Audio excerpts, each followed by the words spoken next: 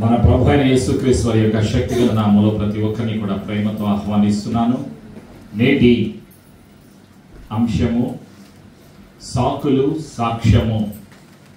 Today's word from the throne of grace, excuses and testimony. నేటి వాగ్దానము నిర్గమాకాండము 3వ అధ్యాయము 7వ వచనం. Today's promise from the throne of grace, the book of Exodus chapter 3 verse 7. Exodus chapter 3 verse 7 is the word of promise from the throne of grace. నిర్గమాకాండము 3వ అధ్యాయము 7వ వచనం. కలిసి నాతో చెప్పండి. మరియు యెహోవా ఇట్లా నేను ఐగుప్తులోనున్న నా ప్రజల బాధను నిశ్చయముగా చూచితిని. పనులలో తమ్మును కష్టపెట్టు వారిని బట్టి వారు పెట్టిన మొరను వింటిని. వారి దుఃఖములు నాకు తెలిసే ఉన్నవి. ఆమేన్. పరిశుద్ధాత్ముడు కొన్ని వందల వేల సంవత్సరాల క్రిందట పలికినటువంటి మాట. ఇశ్రాయేలీలు ఐగుప్తు దేశములో కష్టములో దుఃఖములో బాధలో ఉన్నప్పుడు పలికినటువంటి మాట. తండ్రి పలికినటువంటి మాట. మోషేతో దేవుడు సెలవిస్తున్నాడు, నేను ఐగుప్తులోనున్న నా ప్రజల బాధను నేను చూశాను, వాళ్ళ కష్టాన్ని నేను చూస్తున్నాను, వాళ్ళ మొరను వారి ప్రార్థనను నేను విన్నాను, వారి దుఃఖము నాకు తెలుసు అని మోషేతో దేవుడు చెప్పినటువంటి మాట. ఈరోజు పరిశుద్ధాత్ముడు సంఘములతో చెప్పుతున్నటువంటి మాట. ప్రతి మనిషి పరిస్థితిని, ప్రతి దేశంలో ఉన్నటువంటి మానవులందరినీ కూడా చూస్తున్నటువంటి దేవుడు పరిశుద్ధాత్ముడు తెలియచేస్తున్నటువంటి మాట.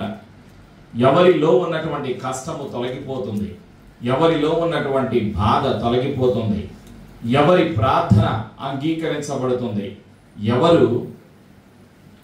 ఎవరి మొర ఆలకించబడుతుంది. ఆలోచన చేయండి. ప్రభు ఏమంటున్నారంటే, విశ్వాసులతో సంఘముతో నీ బాధను నేను చూశాను అంటున్నాడు పరిశుద్ధాత్ముడు.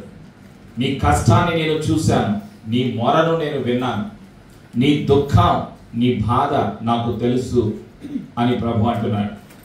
ప్రభు విన్నారు, ప్రభు అయిన యేసు చూశారు. చూసిన తర్వాత విన్న తర్వాత ఏం చేయబోతున్నారు?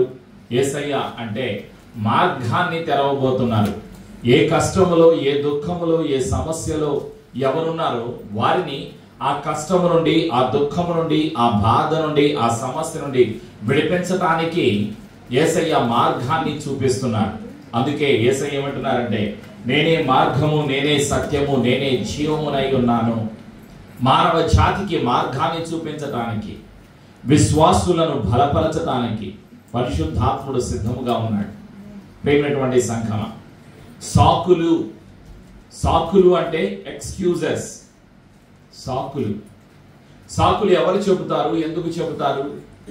చెప్పిన పని చేయటం ఇష్టం లేనప్పుడు చెప్పేటువంటి మాటలు సాకులు. తప్పించుకోవటానికి, చెప్పిన పని చేయటం ఇష్టం లేనప్పుడు తప్పించుకోవటానికి చెప్పేటువంటి మాటలని సాకులు అంటాం. ఇక్కడ మోషే సాకులు చెప్పాడు. మోషే సాకులు చెప్పాడు, చివరికి సాక్షిగా జీవించాడు. ఈరోజు ఎవరు సాకులు చెబుతున్నారు? ఎవరు సాక్ష్యం చెబుతారు? ఇది ప్రశ్న. ఎవరు సాకులు చెబుతున్నారు? ఎవరు సాక్షిగా జీవిస్తారు? Excuse is not the way to escape.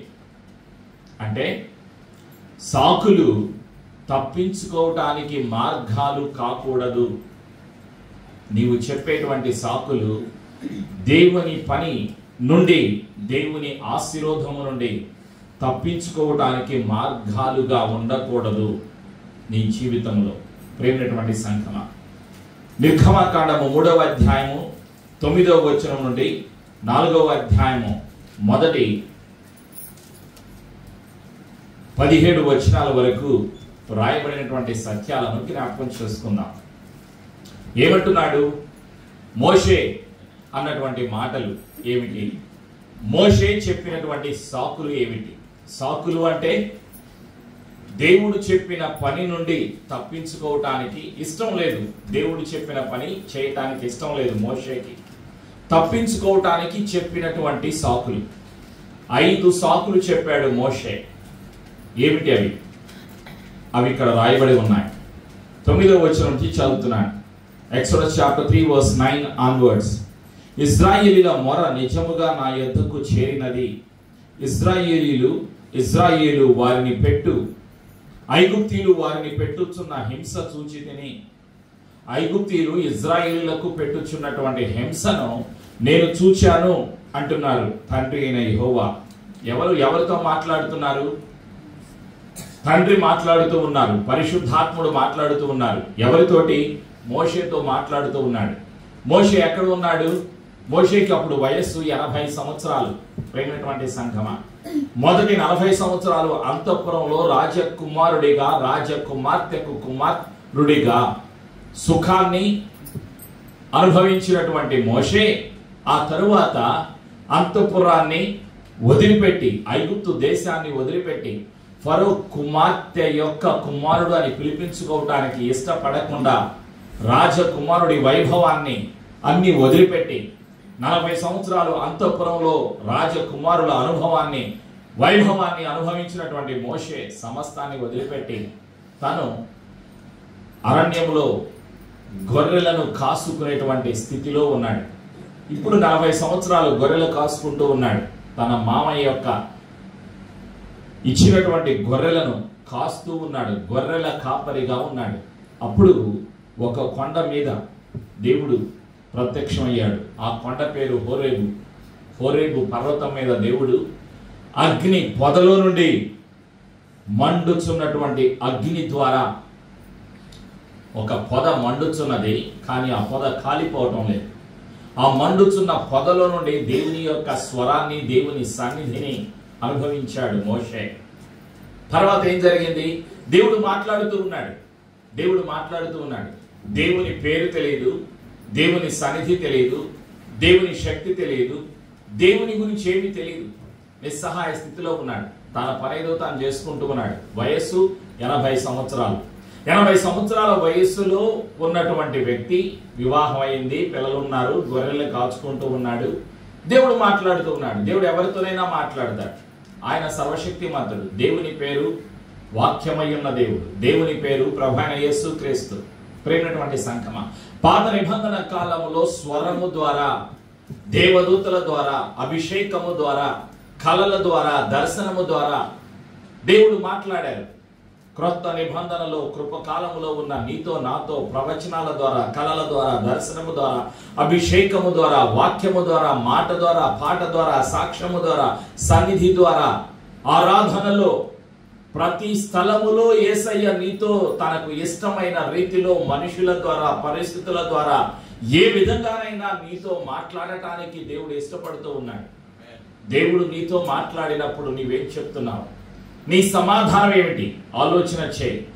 దేవుడు మాట్లాడుచున్నటువంటి మాటలను వినగలిగే స్థితిలో నేటి సంఘము ఉన్నదా? విశ్వాసులు ఉన్నారా?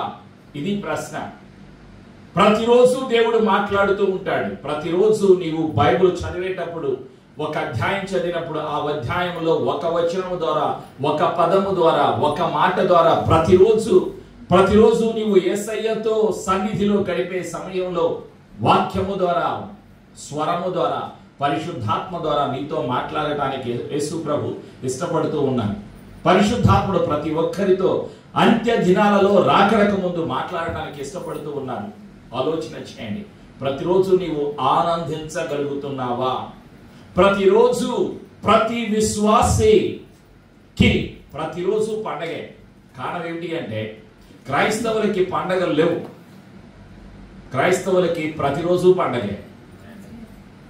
నామకార్థ క్రైస్తవులకి Christmas, good Friday, resurrection day, జనవరి 1 అవన్నీ నామకార్థ క్రైస్తవులకి. క్రైస్తవులు అంటే క్రీస్తుని వెంబడించేటువంటి వాళ్ళు. ప్రతిరోజు పండగే, ప్రతిరోజు యేసయ్య సన్నిధిని అనుభవించాలి.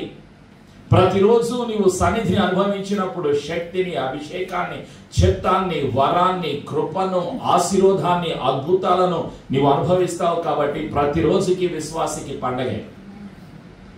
పండుగ అనుభవాన్ని పరిశుద్ధాత్ముడు విశ్వాసులను నడిపిస్తాడు. అందుకే ఆయన ఉంది. అసలు పరిశుద్ధాత్ముడు ఎందుకున్నాడు భూలోకములో? ఎవరి కొరకు?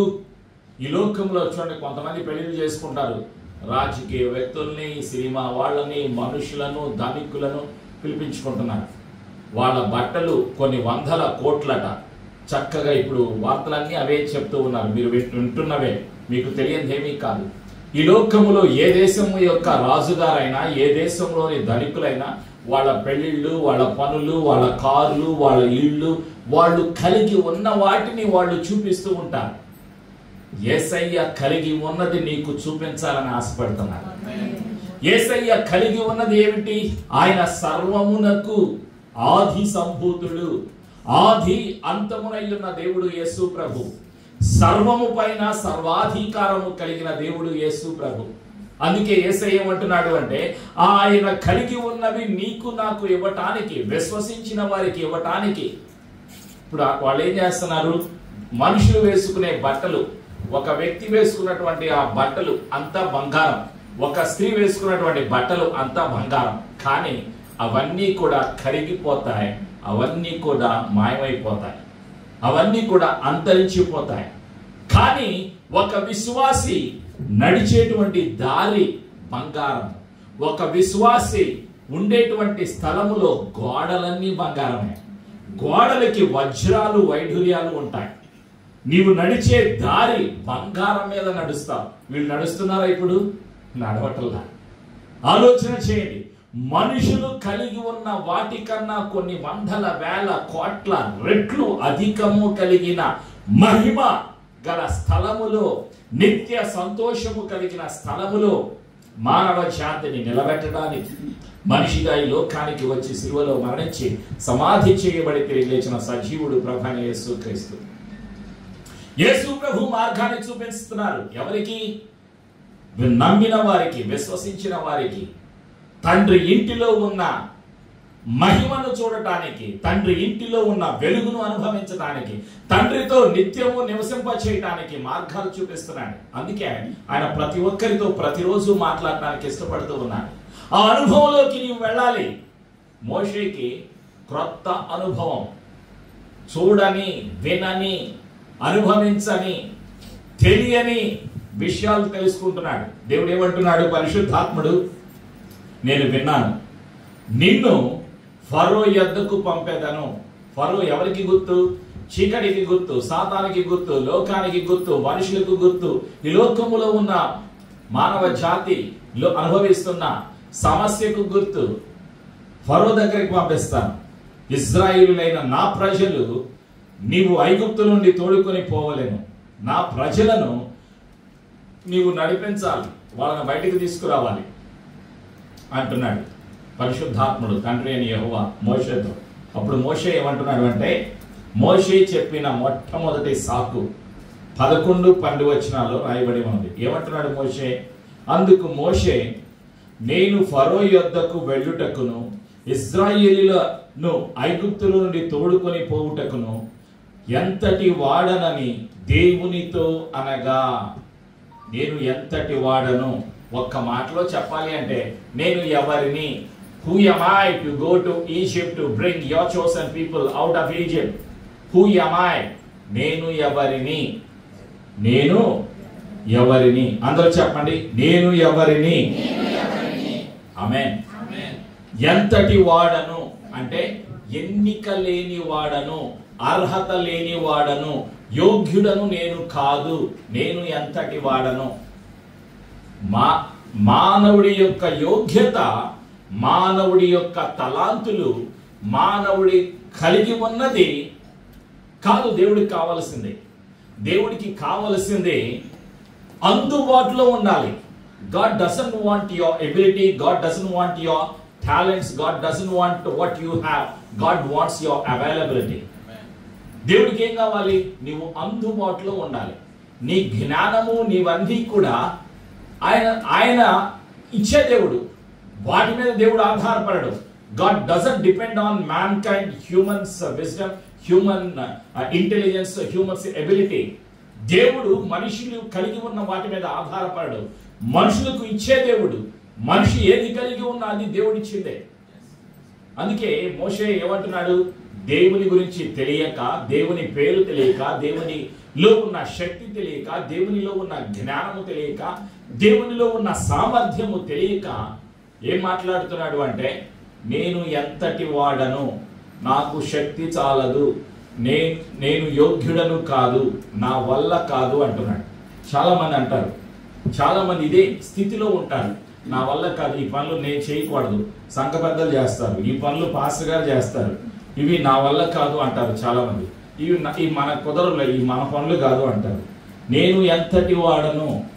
నీకు ఒక పని అప్పగించినప్పుడు ఆ పని నువ్వు చేస్తే అద్భుతాన్ని చూస్తావు. ప్రేమైనటువంటి సంఘమా, రెండవ సాకు ఏమంటున్నాడు? 12వ వచనంలో దేవుడు ఏమన్నాడో చూడండి. ఆయన నిశ్చయముగా నేను నీకు తోడయ్యుందును. కలిసి నాతో చెప్పండి, నేను నీకు తోడయ్యుందును, నేను నిన్ను పంపితిననుటకు ఇది నీకు సూచన. నీవు ఆ ప్రజలను ఐగుప్తులో నుండి తోడుకొని వచ్చిన తరువాత మీరు ఈ పర్వతము మీద దేవుని సేవించెదరనెను. ఆమేన్. దేవుని ప్రణాళిక ఏమిటి? సేవించుట, సేవ చేయుట, ఆరాధన చేయుట, దేవుని సన్నిధిలో, దేవుని ఇంటిలో ఉండుట. ఆలోచన చేయండి. చూడ, అందరూ చక్కగా మంచి బట్టలు వేసుకుని అందరూ చక్కగా చర్చికి వచ్చి, యేసయ్య సన్నిధికి వచ్చి పాటల ద్వారా, కీర్తనల ద్వారా, ప్రార్థనల ద్వారా, ఆరాధన ద్వారా తండ్రిని స్తుతిస్తుంటే పరలోకంలో సంతోషం ఉంది. చూడండి, ఒకసారి చూడండి, గోడ వైపు చూడండి, ఆకాశం అలా కనిపిస్తుంది. ఆకాశాల పైన పరలోకములో ఉన్న దేవదూతలలో సంతోషం, దేవుని సన్నిధిలో సంతోషం ఎప్పుడు కలుగుతుంది? నా పిల్లలు నా దగ్గరికి వచ్చి సంతోషముతో స్తుతిస్తున్నారు, ఆరాధన చేస్తున్నారు, ప్రార్థన చేస్తున్నారు అని తండ్రికి సంతోషం కలుగుతుంది. నీవు నీ పిల్లలతో, నీ కుటుంబంతో కలిసి నువ్వు ఉన్నప్పుడు నీకు ఎంత సంతోషం కలుగుతుంది? ఆలోచన చేయండి. నీ పిల్లలు మంచి బట్టలు వేసుకుని వాళ్ళు నడుస్తూ ఉంటే, చిన్న చిన్న పిల్లలు నడుస్తూ ఉంటే ఎంత సంతోషంగా ఉంటుంది తల్లికి, తండ్రికి. నీ పిల్లల్ని చూసినప్పుడు ఆలోచన చేయండి. తల్లిదండ్రులు పిల్లల్ని చూసి సంతోషపడే సంతోషము కన్నా కొన్ని వందల వేల రెట్లు అధికముగా సంతోషించే దేవుడు, సృష్టికర్త అయిన దేవుడు యేసు ప్రభు. నీ పిల్లలు కష్టంలో ఉంటే, బాధలో ఉంటే నువ్వు ఏ విధంగా తల్లిగా, తండ్రిగా చూడలేవో అంతకన్నా అధికంగా వందల వేల రెట్లు నీవు బాధపడితే, నీ మనస్సులో ఉన్న బాధ, నీ శరీరంలో ఉన్న బాధ, నీ జీవితంలో ఉన్న బాధను బట్టి తండ్రికి బాధ కలుగుతుంది. ఎందుకు తండ్రికి బాధ కలుగుతుంది అంటే, తండ్రి ఇచ్చిన ఆశీర్వాదాన్ని నువ్వు పొందకుండా అజ్ఞానములో, అంధకారములో, లోకములో, అమాయకత్వములో, నిరుత్సాహములో నా వల్ల కాదు అంటున్నందుకు, ఇచ్చినవి తీసుకోనందుకు, దేవుడు ఇచ్చింది తీసుకోనందుకు దేవుడికి బాధ. నువ్విచ్చింది నీ కొడుకు తీసుకోకపోతే, నువ్విచ్చింది నీ కూతురు తీసుకోకపోతే, నువ్వు కొనుక్కొచ్చిన బట్టలు, నువ్వు కొనుక్కొచ్చిన వస్తువులు నీ కొడుకు, నీ కూతురు కాదంటే నీకెంత బాధ కలుగుతుందో అంతకన్నా అధికంగా సృష్టికర్త అయిన దేవుడు సిలువలో ఇచ్చిన ఆశీర్వాదాన్ని యేసయ్య ఇచ్చింది నీవు తిరస్కరిస్తే యేసయ్యకు బాధ. యేసయ్య ఇచ్చింది జీవము, యేసయ్య ఇచ్చింది ప్రేమ, యేసయ్య ఇచ్చింది కృప, యేసయ్య ఇచ్చింది నిత్య జీవము, యేసయ్య ఇచ్చింది స్వస్థత, యేసయ్య ఇచ్చింది పరలోకము, యేసయ్య ఇచ్చింది ఆనందము, యేసయ్య ఇచ్చింది సమాధానము, యేసయ్య ఇచ్చింది ఆదరణకర్త పరిశుద్ధాత్మ. ఆ పరిశుద్ధాత్మతో సంబంధాన్ని తిరస్కరిస్తే ఆయనకు బాధ. అదే బాధ. దేవుడు సెలవిస్తున్నాడు మోషేతో, ఏమంటున్నాడు? నేను విన్నాను, నేను చూశాను, నాకు బాధ కలిగింది. నువ్వు వెళ్ళు, వాళ్ళతో మాట్లాడు. నువ్వు మాట్లాడవద్దు, నువ్వేం చేయాలో నీతో చెప్తాను, నేను నీకు తోడుగా ఉంటాను అని దేవుడు అంటున్నాడు. చెప్పండి, నిశ్చయముగా నేను నీకు తోడైయుందును. ఆమేన్. మోషేతో దేవుడు చెప్పినా కూడా ఏంలో అనుమానం పోలా. మనలాంటి వాడే మోషే, మనలాంటి వాడే, కాకపోతే మనకన్నా వయస్సులో పెద్దవాడు. మనకు మీకు నాకు చాలా అనుభవం ఉంది. ప్రతిరోజు వాక్యం వింటున్నాం, ప్రతి ఆదివారం ఆరాధనకు వస్తున్నాం, ప్రతి శుక్రవారం వాక్యం వింటున్నాం, ప్రార్థన చేస్తున్నాం, కీర్తనల ద్వారా స్తుతిస్తున్నాం. మనకి దగ్గర సంబంధం ఉంది. మనకి పరిశుద్ధ గ్రంథంలోని 66 పుస్తకాలలో ఉన్న ఆశీర్వాదాల గురించి మనకు తెలుసు. అనేక వందల వేల ప్రసంగాలు మనం విన్నాం. అనేక మంది దైవజనుల చేత ప్రార్థన చేయించుకున్నాం. ఇంకా మన సంబంధం ఎలా ఉన్నది? ఆయనకి వయస్సు పెద్దదే కానీ అనుభవం లేదు. మీకు నాకు ఉన్నంత అనుభవం ఇంకా లేదు. ఆలోచన చేయండి. కానీ ఆయన చూడగలుగుతున్నాడు, ఆయన అనుభవించగలుగుతున్నాడు. ఆ స్థితి, ఆ యొక్క ప్రత్యక్షత, ఆ కృప, ఆ ధన్యత దేవుడే తనకు కల్పించాడు. కారణం, ఎన్నుకోబడ్డాడు. కలిసి నాతో చెప్పండి, నేను ఎన్నుకోబడ్డాను, నా కుటుంబము ఎన్నుకోబడింది. నాకు తోడుగా, నా కుటుంబానికి, పిల్లలకు తోడుగా నిత్యము నా యేసయ్య ఉంటారు. ఆమేన్. దీన్ని నమ్మకం అంటాం. మోషేలో నమ్మకం కలగటల్లా. దేవుడు మాట్లాడుతున్నా కూడా నమ్మకం కలగట్లా. ఏమంటున్నాడు? హూ యామ్ ఐ, నేను ఎవరిని, నేను ఎంతటి వాడను. మొదటి సాకు. రెండవ సాకు చెబుతున్నాడు 3వ అధ్యాయం 13వ వచనంలో. మోషే అంటున్న మాట, మోషే చిత్తగించుము, నేను ఇశ్రాయేలుల యొద్దకు వెళ్ళి వారిని చూచి, మీ పితరుల దేవుడు మీ యొద్దకు నన్ను పంపని వారితో చెప్పగా, వారు ఆయన పేరేమి అని అడిగిన ఎడల వారితో నేనేమి చెప్పవలెనని దేవుని అడిగాను. ఆలోచన చేయండి. దేవుని పేరు కూడా తెలియదు ఎవరికి? మోషేకి. మోషేకి దేవుని పేరు తెలియదు. అందుకే ఏమంటున్నాడు? హూ ఆర్ యు, నువ్వు ఎవరివి అంటున్నాడు. అసలు నువ్వు ఎవరివి? నాతో మాట్లాడుతున్నావు, నీ రూపము నాకు కనిపించట్లేదు, కానీ నీ స్వరమే నాకు వినిపిస్తుంది. నీవు ఎవరు? తమరు ఎవరు? ఆలోచించండి. ఫోన్ ఎత్తుకున్నట్టునే మాట్లాడతాం కదా. ఎవరు మీరు? నాకు వినిపించడం లేదు. గట్టిగా చెప్పండి, ఎవరు మీరు? ఆయ్ గట్టిగా చెప్పండి అంటామా లేదా? మనం అడుగుతాం, పేరు అడుగుతాం. ఒక్కోసారి మనకు అర్థం కాదు. బస్సులోనో, ప్రయాణంలోనో, ఎక్కడో పనిలోనో, లేకపోతే ఏదో ఒకటి ఆలోచిస్తూ ఉంటాం. ఒక్కోసారి గుర్తుపట్టాం.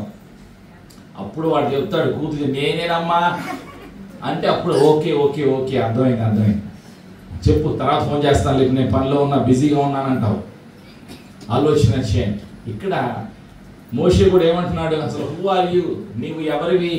నీ పేరే నాకు తెలీదు. వాళ్ళు అడిగితే నేనేమని చెప్పాలి?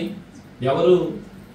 ఐగుప్తు దేశం వెళ్ళిన తర్వాత యూదులు అడిగితే నేనేమని చెప్పాలి?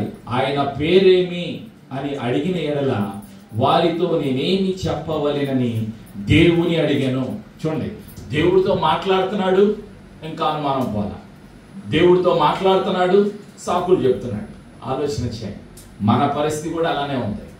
దేవుని మాటలు వింటున్నాం, ఇంకా అనుమానాలు, ఇంకా భయాలు, ఇంకా ఆందోళనలు, ఇంకా నా పరిస్థితి ఏమిటి, నా కష్టాలు ఏంటి, ఈ పరిస్థితి ఏమిటి అని ఇంకా దిగులు పడుతూ ఉన్నారు. ఈ పరిస్థితి కూడా అలానే ఉంది. వింటున్నాడు, మాట్లాడుతున్నాడు, ఇంకా అనుమానాలు పోలా. వాళ్ళు అడిగితే నేనేం సమాధానం చెప్పాలి? ఇప్పుడు మా అమ్మకేం సమాధానం చెప్పాలి, మా నాన్నకేం సమాధానం చెప్పాలి, నా కూతురికి ఏం చెప్పాలి, నా కొడుకేం చెప్పాలి, అల్లుడికి ఏం చెప్పాలి, కోళ్ళకేం చెప్పాలి, వాళ్ళకి ఏం సమాధానం చెప్పాలంటున్నావు? నువ్వు కూడా నువ్వేమంటున్నావు అంటే ప్రతిదానికి నేనేం సమాధానం చెప్పాలి అంటున్నావు. సమాధానం నువ్వు చెప్పొద్దు, యేసయ్య చెబుతాడు. నువ్వేం చేయాలి? వినాలి, విధేయత చూపించాలి. విశ్వాసులు చేయవలసింది రెండే, వినాలి, విధేయత చూపించాలి. విశ్వాసులు ప్రశ్నించకూడదు యేసయ్య మాటను. విశ్వాసులు సాకులు చెప్పకూడదు. మోషే చేస్తున్న పని సాకులు చెబుతున్నాడు, అనుమానిస్తున్నాడు. రెండవ సాకు, హూ ఆర్ యు, నీవు ఎవరివి, నీ పేరేమిటో నాకే తెలియదు, వాళ్ళకేం చెప్తా నేను అంటున్నా. మూడవ మాట, మూడవ సాకు 4వ అధ్యాయంలో మోషే అంటున్నటువంటి మాట ఏమంటున్నాడు? అందుకు మోషే చిత్తగించుము, కలిసి నాతో చెప్పండి, వారు నన్ను నమ్మరు, నా మాట వినరు. యెహోవా నీకు ప్రత్యక్షము కాలేదందురు అని ఉత్తరం ఇయ్యగా. ఆమేన్. మూడవ సాకు, వాళ్ళు నా మాట నమ్మరు. ఆలోచించేయండి. నా మాట వినరు, నా మాట నమ్మరు. మూడవ సాగు చెప్తున్నాడు. ఎవరి గురించి? వాళ్ళు నీ మాట వింటారో వినరో, వాళ్ళు నీ మాట నమ్ముతారో నమ్మరో నీకు తెలియదు, కానీ యేసయ్యకు తెలుసు. ఒక్కోసారి నువ్వేమంటావు? నీ పిల్లలు ఏమంటారు? అమ్మ నువ్వు చెప్తే కానీ వాళ్ళు వినరే, నా మాట వాళ్ళు నమ్మట్లేదని అంటారు. వాళ్ళు ఎవరు? నీ కొడుకు, నీ కూతురు. నా మాట వింటలేదు, నేను చెప్తే వెంట నువ్వే చెప్పు, నువ్వు చెప్పురా, నా మాట అసలు నమ్మడు. ఆలోచన చేయండి. అత్తగారు, మా అత్త నా మాట ఎందో, నా మాట నమ్మదు. మా మావయ్య నా మాట ఎండో, నా మాట నమ్మడు, నువ్వే చెప్పు, నా వల్ల కావట్లా. చాలాసార్లు అంటాం, నా మాట నమ్మరు, నా మాట వినరు. ఒక్కోసారి తల్లిదండ్రులు అంటారు, ఇంటలేదు ఇది నా మాట, వీడు అసలు నా మాట వింటలేదు, వినడు అంటారు. వాళ్ళు వినని సంగతి, నమ్మని సంగతి దేవుని చేతిలో పెట్టు. దేవుని చేతిలో పెట్టు. దేవుని చేతిలో పెడితే నీ పిల్లలు నీ మాట వింటారు, నీ పిల్లలు నీ మాట నమ్ముతారు. పిల్లలు తల్లిదండ్రులను అర్థం చేసుకోరు. ఇప్పుడు ఎప్పుడు అర్థం చేసుకుంటారు తెలుసా? 5 సంవత్సరాల లోపు వాళ్ళే అర్థం చేసుకుంటారు. 5 తర్వాత పెళ్లి అయిన తర్వాత వాళ్ళకి 5 సంవత్సరాల పిల్లలు పుట్టేంత సమయం ఉంటుందో చూసారా? ఈ సమయంలో ఏ కొడుకు ఏ కూతురు కూడా అమ్మా నువ్వు చెప్పినంత నాకు అర్థమైందే, నాన్న నువ్వు చెప్పినంత నాకు అర్థమైంది, నేను నీ మాట వింటాను, నేను నమ్ముతాను అన్న వాళ్ళ ఒక్కళ్ళని చూపించండి. మోషేనే నమ్మట్లేదు. ఇంకా నీ కొడుకు నీ కూతురు గురించి నువ్వెందుకు ఆందోళన చెందుతావు? ఎన్నిసార్లు అన్నావు, ఇది నా మాట వింటలేదు, వీడు నా మాట వింటలేదు, వీడు నా మాట నమ్మటం లేదు అని. వాళ్ళు కూడా అదే అంటారు, మా అమ్మ నా మాట నమ్మటం లేదు, నా మాట. ఎక్కడున్నారు వీళ్ళందరూ? సైన్యం. అక్కడ ముగ్గురు, ఇక్కడ ముగ్గురు, ఇక్కడ నలుగురు. ఇంటి దగ్గర ఉన్న వాళ్ళు ఎవరింటున్నారు? మీ మాట చెప్పండి. నమ్ముతున్నారు అసలు? నీ మాట ఎవరు నమ్ముతున్నారు? ఆలోచించండి.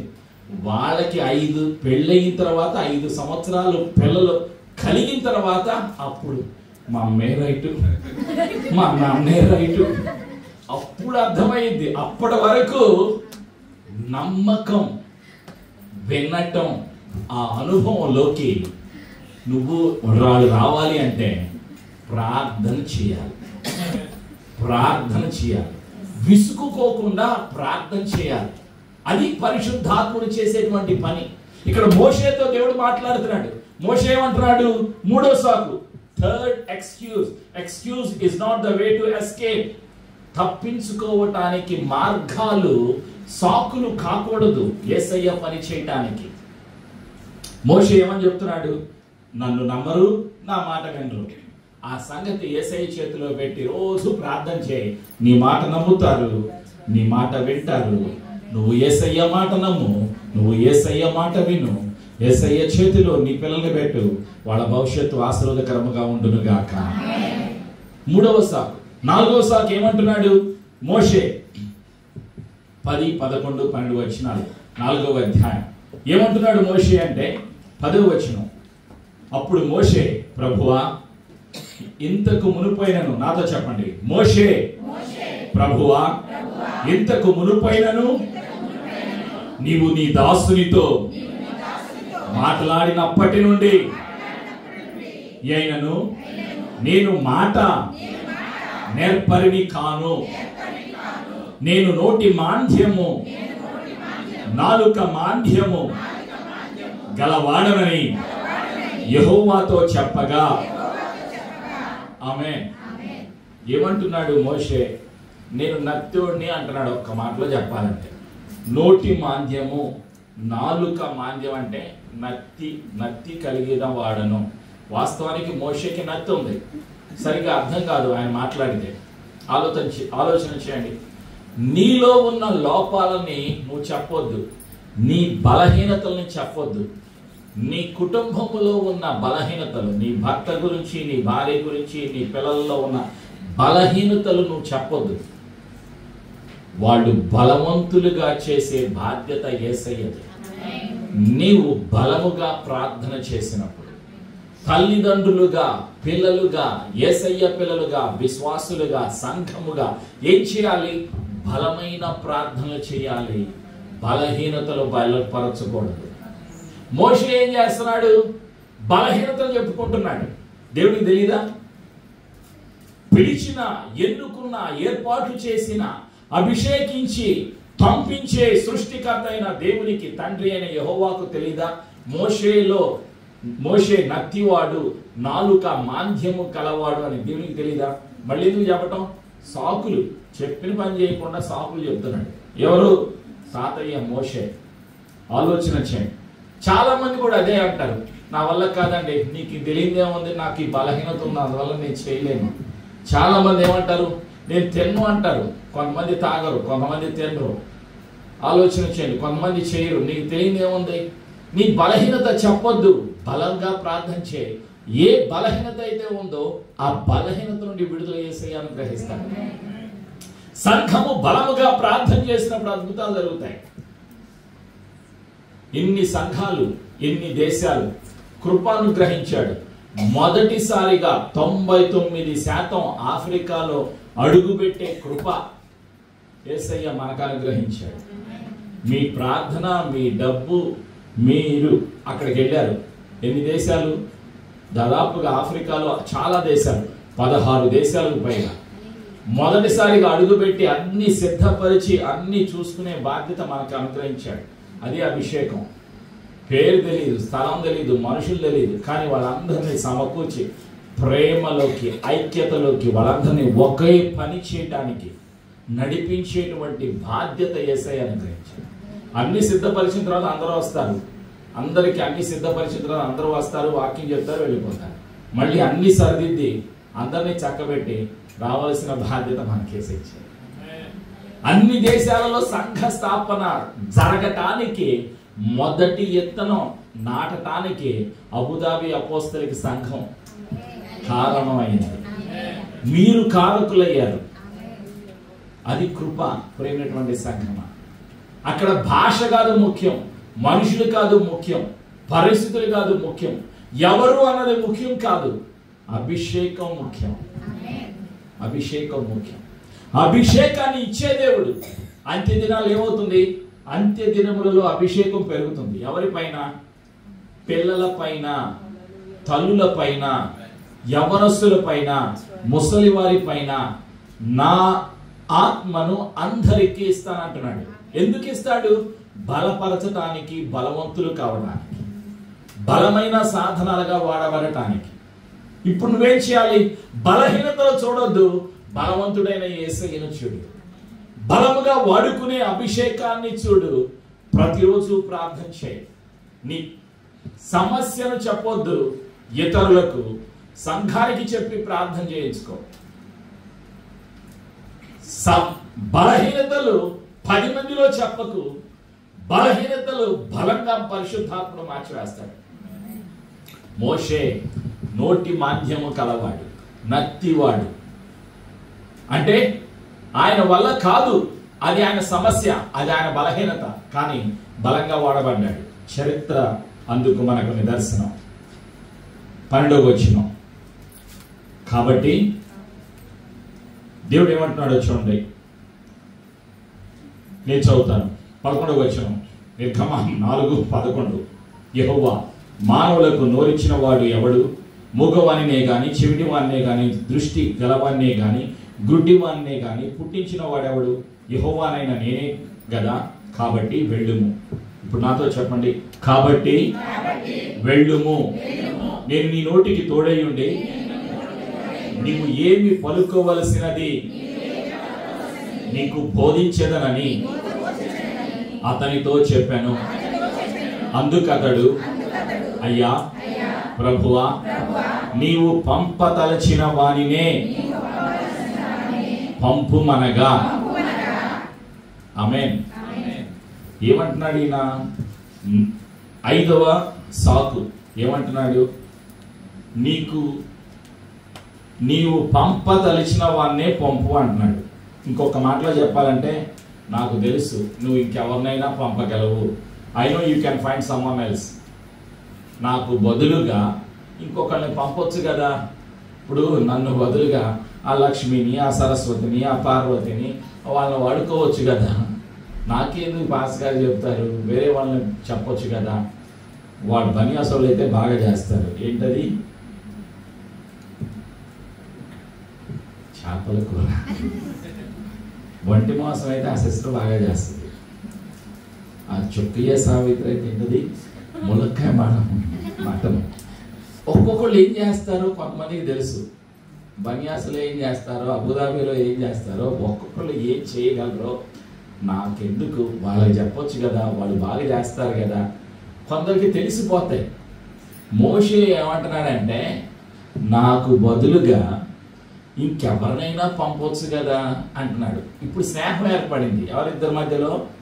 తండ్రికి మోషేకి మధ్యలో బాగా దగ్గర సంబంధం ఏర్పడింది. ఇప్పుడు ఏమంటున్నాడు? నన్ను వదిలి వాళ్ళని పంపించు, నాకు బదులుగా వాళ్ళని పంపించవచ్చు కదా. I know you can send somebody, ఇంకొకళ్ళని పంపించవచ్చు కదా. నన్ను వదిలి అంటారు చాలామంది. నా వల్ల కాదు అంటారు. మోషే అంటున్నాడు నేను కానీ నా వల్ల కాదు అన్నట్లయితే ఇంకొకళ్ళని దేవుడు వాడుకునేవాడు ఈ ఆఫ్రికాలో. నేను నా వల్ల కాదు అన్నట్లయితే మనం ఈ ఆశీర్వాదం నుంచి తప్పించబడేవాళ్ళం. నేను వెళతాను అన్నాను, నేను ఉన్నాను అన్నాను. ఈరోజు మనకు ఆశీర్వాదం. మొదటిగా కెన్యాలో, టాంజానియాలో, యుగాండాలో, కెమరూన్లో, బురుండీలో, ప్రతి దేశంలో మొదటిగా విత్తనాలు నాటడానికి యేసయ్య మన కృప అనిపించారు. మొదటిగా వెళ్ళటానికి, స్థలాలు సిద్ధపరచడానికి, వాక్యం ప్రకటించడానికి, బాప్తిజాలు ఇవ్వటానికి, సంఘాలు నిర్మించడానికి, వాళ్ళని స్థిరపరచడానికి వాళ్ళు నిలబడ్డారు అంటే ఈరోజు కారణం కృప, అభిషేకం. అందుకు భౌతికంగా మీరు నేను వాడబడ్డాం. ఇవి కనిపించవు. ఎప్పుడు కనిపిస్తాయి? పరలోకం వెళ్ళిన తర్వాత కనిపిస్తాయి. ఇప్పుడు ఎవరు మనుషులు తెలియదు. ప్రజలు తెలుసా? మోషే ఎవరు? వెళ్ళిపోయాడు. 80 సంవత్సరాలు అయిపోయింది. అందరం మర్చిపోయారు మోషేని. మోషే ఎవరు ఎవరికి తెలియదు. ప్రజలు జ్ఞాపకం చేసుకోకపోయినా, ప్రజలు చెప్పకపోయినా, ప్రజలు మాట్లాడకపోయినా బలమైన సాధనముగా నీ కుటుంబము నిలబడాలి అంటే నువ్వేం చేయాలి? నీవు యేసయ్య మాట వినాలి, యేసయ్య మాటకు విధేయత చూపించాలి, యేసయ్య దగ్గరకు వచ్చి ప్రార్థన చేయాలి. నీవు నీ నోటితో నీ మాటలు పలకాలి. ఏ మాటలు పలకాలి? నీవు ఏమి పలుకవలసినది నీకు బోధించేదనని అతనితో చెప్పాను. నువ్వు పలకాలి. నీ పిల్లలతో, నీ బంధువులతో ఏమని పలకాలి? యేసయ్య చిత్తమే నెరవేరుతుంది, తండ్రి చిత్తమే నెరవేరుతుంది.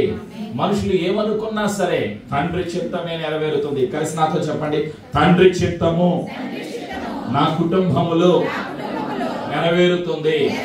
నా జీవితంలో తండ్రి చిత్తము నెరవేరుతుంది.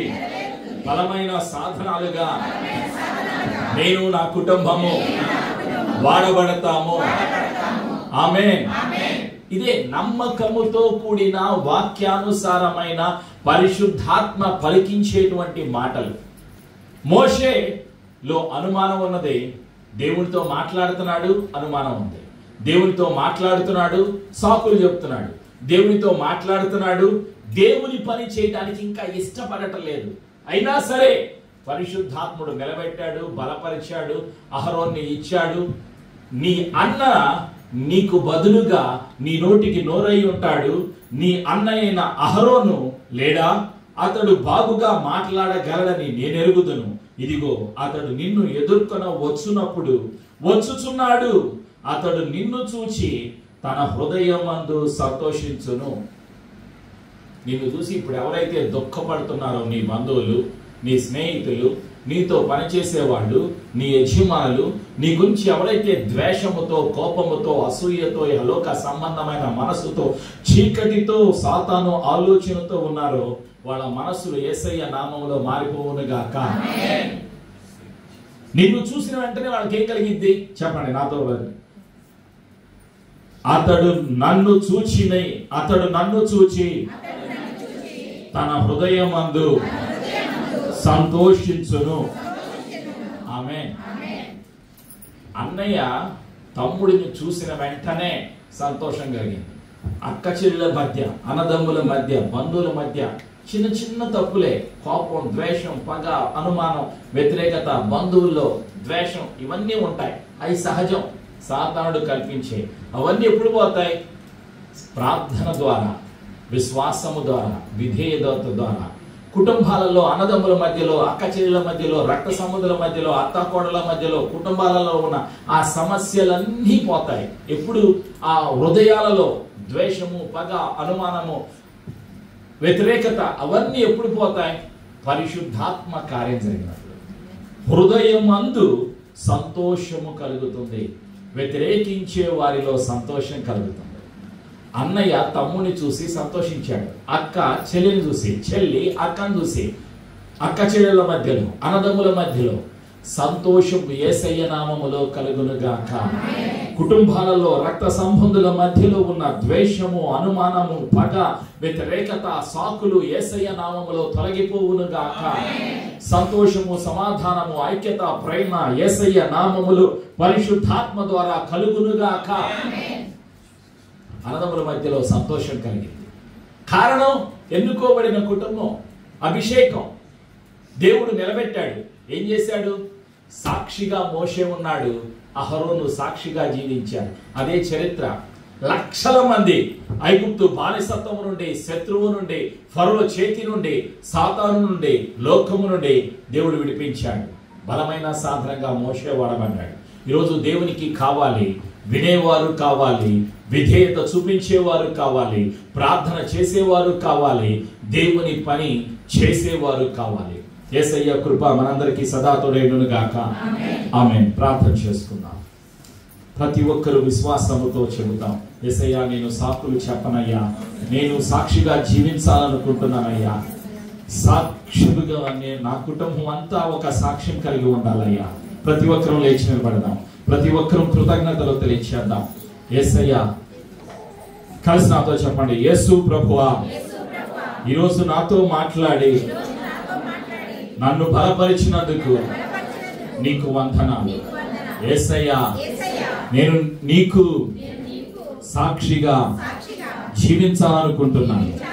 నా కుటుంబం అంతా యేసయ్య కొరకు సత్యమునకు సాక్షిగా జీవించాలని ఆశపడుచున్నాను. సాకులు చెప్పను, బలహీనతలు చెప్పను, నా సమస్యలు చెప్పను. సమస్య యేసయ్య నామములో తొలగిపోవునుగాక. ప్రతి బలహీనత యేసయ్య నామములో తొలగిపోవునుగాక. ప్రతి వ్యతిరేకత యేసయ్య నామములో తొలగిపోవునుగాక.